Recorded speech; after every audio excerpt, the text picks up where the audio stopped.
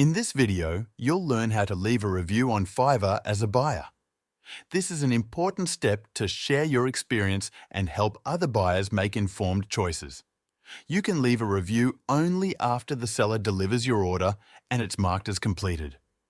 This happens either when you accept the delivery or automatically after 3 days if you don't respond. To start, go to your Fiverr dashboard. Click your profile picture in the top right corner, then choose Orders from the drop-down. Find the order that says Completed.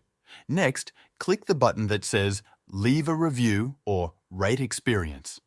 This button only appears after the order is marked as completed. You'll be asked to give a star rating.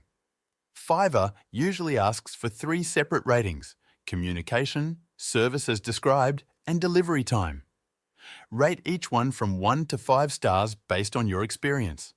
Then, you have the option to write a public review.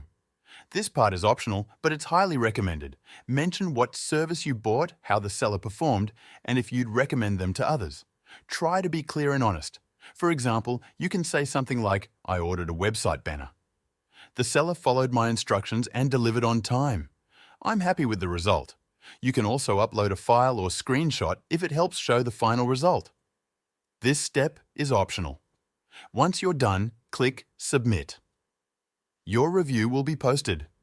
After submitting, Fiverr gives you about 20 minutes to edit it if you need to make changes.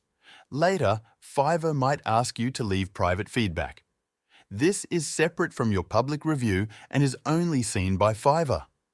It helps them understand how the seller performed behind the scenes.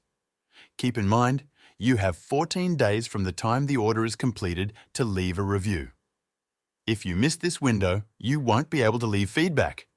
Some services, like subscriptions or Fiverr Certified, may allow up to 30 days. And that's it. Thank you for watching.